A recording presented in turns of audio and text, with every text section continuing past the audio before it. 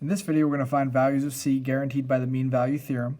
It says given the function of f of x equals 7 minus 2, and that's x to the 1/2, which is root x, on the interval 9 to 25, find a point c between 9 and 25 so that it satisfies the mean value theorem.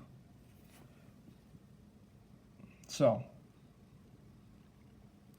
what I'm going to do is I'm going to start by making sure that we are actually continuous on f of x. So f of x is continuous on 9 to 25. And then we want to check to see is f prime of x differentiable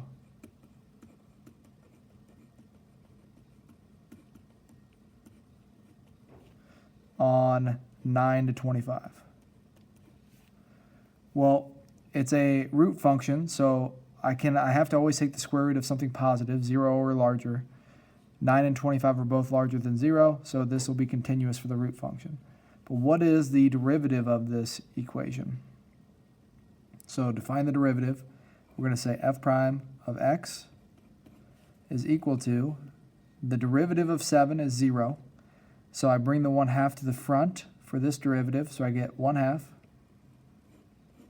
times negative 2 x to the negative 1/2, which is equal to, when I multiply the 1/2 times the negative 2, I get negative x to the negative 1/2, which is negative 1 over root x.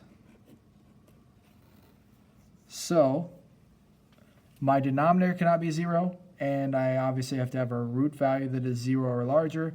Both of those things are true because we're looking at 9 to 25, so we are differentiable there. What this tells us then is there exists, so c is an element of a to b, and for us a to b would be 9 to 25. So c is an element of 9 to 25 such that f prime of c is equal to f of b minus f of a all over b minus a. So we want to go through and substitute what f prime of c would be.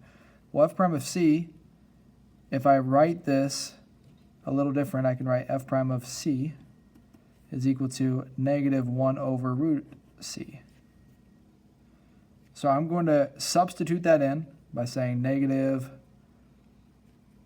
1 over root c is equal to f of b, which would be f of 25, minus f of 9, all divided by 25 minus 9.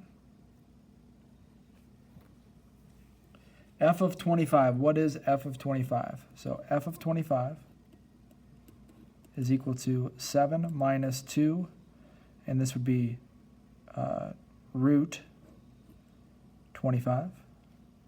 And then f of 9 is 7 minus 2 root 9. Root of 9 would give you 3. 3 times 2 is 6. 7 minus 6 is 1. And then root of 25 is 5. So we have 5 times 2 is 10. 7 minus 10, negative 3. So we end up with negative 1 over root c equals negative 3 minus 1 over 25 minus 9 would be 16. Let's take the reciprocal like we did in a previous problem. So reciprocal of each side. And that would be negative root c over 1 is equal to 16 over negative 3 minus 1 is negative 4. So we end up with negative root c is equal to negative 4. Divide by a negative, we get root c is equal to 4. Square each side, and we get c is equal to 16. 16 is an element, so is an element of 9 to 25. So c is our value we were looking for, which is 16.